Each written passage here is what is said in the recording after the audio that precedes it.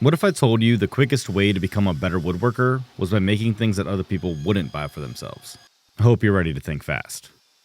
So, my wife's birthday is coming up, and every year I try to make her something that she wouldn't spend her own money on. This year I wanted to continue that tradition and make her something that says, "You do a lot and you deserve a break." Enter the breakfast tray. When I considered this project, I wanted to make a tray that embraced design as well as function.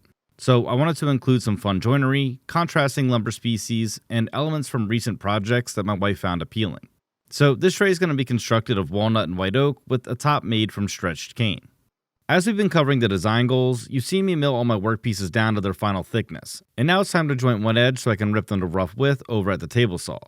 The cool thing about small projects is that they allow you to experiment with techniques different from those you might use on larger furniture pieces. And I think a prime example of that is working with hand tools.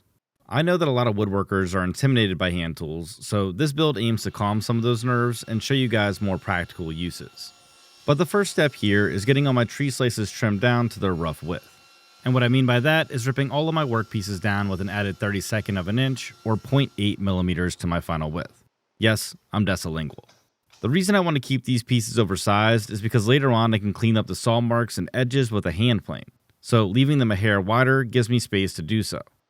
Once I have all the workpieces ripped down, I can toss in a crosscut blade and set up my miter sled. Now, unlike the final width, for the final length of my workpieces, I am going to trim them down to their final dimension, with the exception of my outer frame parts, but we'll cover those when we get there. Because getting a good fit on internal parts feels just about as good as getting into a bed with freshly cleaned sheets. Almost. Next, it was time to assemble the dado stack. Now, if you don't own a dado stack, you can make the same type of joint with a flat tooth blade. You'll just have to take a few more passes. However, the goal for this section of the build is to create some adult versions of Lincoln logs. They were fun when you were a kid, and they're even more fun as a woodworker. So this Lincoln log style frame is what's going to support the cane for the top of the tray, and it's going to be comprised of a series of evenly spaced half lap and cross lap joints. The key to success here is making sure that your blade height is set just a hair over the thickness of your workpiece. You want to keep things slightly over because that will allow you to use a hand plane to reach your final thickness. If you don't do that and you're using a dado stack, you tend to have these small bat ears that appear on the edges of your joinery. And that's because the flat grind of the cutting discs at the center are slightly lower than the tips on the ends of the outside blades. And when it comes to cutting long pieces where the joints need to align, if I can, I try to cut those pieces at the same time so that all my joints will align when it comes time for assembly. From there, it was time to address the outside parts of the tray. And again here, I'm going to use a variation of a half lap joint or a shoulder joint. I think it's a fun way of showing off some joinery without getting too complex, but I also believe it's an opportunity within this project to play with the joinery. And on that note, if you guys want plans for this project, just let me know down in the comments, and if there's enough interest, I'll definitely put them together. I had planned on making plans, but I feel it's in my best interest to ask you guys before putting in the work. So with the fence dialed in and my dado stack reset, I could go ahead and cut the grooves for the top of the tray. I've shared this before, but for those who are new, the difference between a dado and a groove is that a dado runs cross grain while a groove runs with the grain. So if you hear those terms in other videos and other projects, technically they mean the same thing, but there is a slight difference. So with things looking groovy, I could get on to cleaning up the joints on the ends of my outside pieces. And to do that, I'm just going to use a medium-sized shoulder plane. What this hand plane allows me to do is clean up the shoulder by getting right against the cheeks of the joint. So if things aren't aligning perfectly right off the saw, which they rarely do, this tool can make those edges nice and flush. Next, it was time to drop my handle side template on so that I could trace out the form and trim the excess off over at the bandsaw. When working with walnut, I like to use a chalk pencil so they can clearly see my cut line. And I probably get more questions about this pencil in particular more often than anything else, so if you guys are interested in picking one up, I'll leave a link in the description. So with my template traced out, I could head over to the bandsaw to cut it out. And since we're at the bandsaw, here's another bandsaw thought. As I get older, I'm starting to realize why witches and fairy tales move to the middle of nowhere and start putting curses on people. Just saying. So here at the bandsaw, I have a few different options for trimming out shapes. I can either go straight to my final shape and clean things up with hand sanding in a plane, or I can go the router route. With this one, I'm going to cut things oversized so that I can use a router and template to achieve my final form. From there, I can head over to the drill press to remove the bulk of the material in the handle. When it comes to templates, I go back and forth pretty often about which route I'm going to take for a particular project, but it really comes down to how similar I need the parts to be. With really large pieces on furniture, I tend to lean towards hand forming them, and that's because I can get away with slight variations between parts. But when I cut down smaller parts, those discrepancies are more glaring. And it's for that reason I like to use templates for smaller workpieces. There's no wrong way to go about it, it really just comes down to your personal preference and what you're trying to achieve with that final piece. So over at the router table, I'm just going to use some two-sided tape to stick my template to my workpiece. Here I'm just sure to attach my template flush at the bottom, this way all of my grooves will align. Then from there, I'll just use a compression flush trim bit to carve out my shape. Now when it comes to routing safely, there are quite a few rules to abide by. One of them is to always work left to right with your workpiece when the router is in a router table, and from right to left when the router is upright. This pulls the workpiece into the bit and prevents it from becoming a flying projectile, which is almost as terrifying as when you use the toilet at someone else's house and it refuses to flush. When it comes time to remove the template from the workpiece, I find that using a card scraper works best. From there, it was on to cleaning up the half lap joints, and again here, I'm just going to use my shoulder plane. I told you this thing was helpful. Now, I almost forgot to mention that I left all of these workpieces slightly proud, meaning the cross support pieces are a bit wider than they need to be. My finished size for these parts is 3/4 of an inch, but if I aimed for 3/4 of an inch right off the saw, then when I planed back the edges, those parts would be too loose. So I'm just going to use my hand plane to thin those back to their final width. Now, as I mentioned earlier, it's best practice to try to keep your internal parts oversized until you're ready to fit them. This way you're not having to run back and mill more pieces because you cut them too small to begin with. And if you're enjoying the tips in this video, make sure you give it a like and subscribe. It really helps the video out, and I greatly appreciate your support.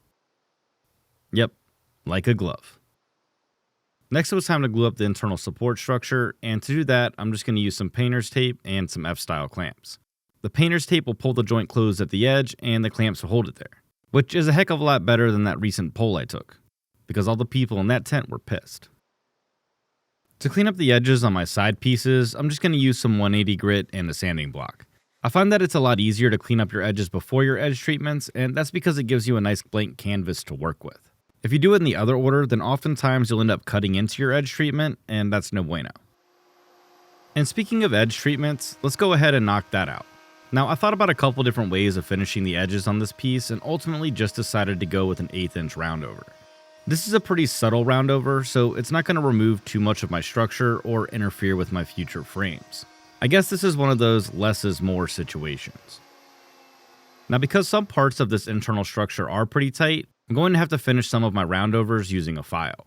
In all honesty, most people will never see this feature because it'll be hidden by the caned top, but it's a detail I just can't overlook.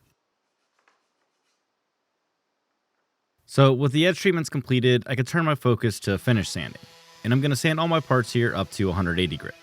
Depending on the finishes you're using, you may have to go higher or lower than 180 grit, but 180 grit's perfect for the finishes I intend to use. So as I mentioned early on, this tray is a gift from my wife, and she prefers the lighter look of spray lacquers on white oak and the deeper, richer tones of oil on walnut, so that's what I'm going to do. It also kind of works out because the cane webbing is a bit lighter in color than the white oak when it's finished in oil, so I feel like it makes for a more cohesive look. So after about 2 hours, the finish was dry enough to work with, and I could move on to the cane webbing. And what I first do is just soak the cane webbing in a bathtub for about 45 minutes under some warm water. This loosens up the fibers and allows the cane to stretch a bit. From there, I'll just use a pneumatic staple gun to pop a staple in at every other webbing intersection, working my way around the frame. Once I have one staple in every other section, I'll go ahead and trim off some of the excess with a pair of scissors, then pop a staple in every section and trim those completely flush with a razor blade. I also think it's important to note here that I'm stapling the cane to the underside of the frame so that it wraps the outside edge. And it's for that reason that I made the frame slightly smaller than I normally would to fit it inside my groove. This way there's room for the cane material. Next it's time to add some pins for the folding legs. Now I want the legs to completely conceal themselves underneath the top and within the frame. So I'm going to center my leg pins between the area where the lower frame stops and the bottom of my side ends. And once I have that all marked out, I can head over to the drill press and pop in a 5/16 inch mortise. With the mortises in place, I can finally glue up my side pieces. Now, you may have noticed that I applied my finish pretty early on in this project, and that's because getting to those parts is going to be a lot more difficult once the tray is assembled. So order of operations in this project was pretty pivotal for things to turn out correctly. I guess that's why I write more notes to myself than Leonard and Memento. So while the glue dried, I could turn my attention to the legs. And again here, I'm just going to find the center point of my legs and then mark everything out and plow those mortises at the drill press. I'll drill the leg pins slightly deeper than I did on the sides, and that's just so that there's a little bit more for those pins to hold on to. Next, it's time to go ahead and curve the tops and bottoms of my leg parts. And unlike before where I used a template, here I'm just going to rough all these parts out. I know I said earlier that I like to use a template on small parts, but these leg pieces don't need to be 100% accurate. Instead, I'm just aiming to pass the eyeball test. So with the ends of my legs looking like 20-30, I could go ahead and take those pieces over to the workbench and use a sanding block to clean up the roundovers and make them more like 20-20. And to make sure things stay even and smooth, I just clamp all my work pieces together and sand them as one block. Yep, that's looking good. From there, I can take all 4 legs over to the router table and round over the edges. Now the next step in the process is to create a frame for the underside of my tray to hide those staples I popped in earlier. To do that, I'm just going to carve a rabbet on one side of my framing strips that will be offset by the height of the staples. This way I can hide those fasteners and give the underside a more finished look.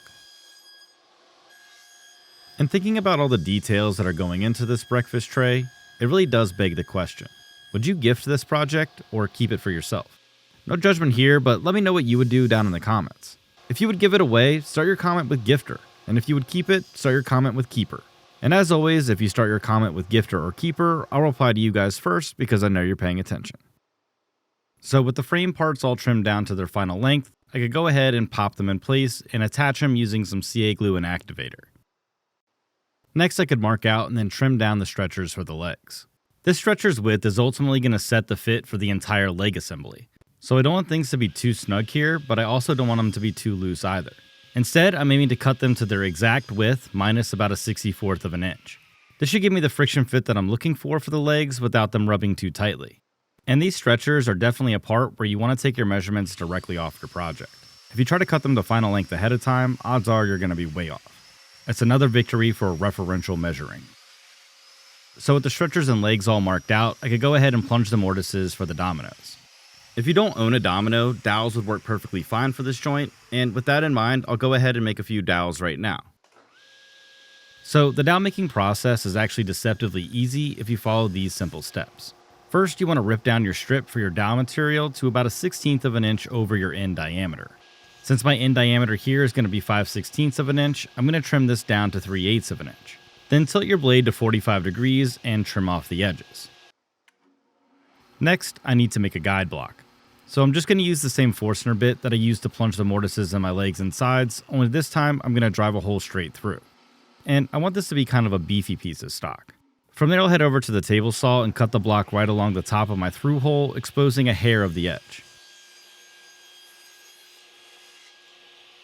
Yep, just like that. Next we're onto the workbench with a chisel and an F-style clamp.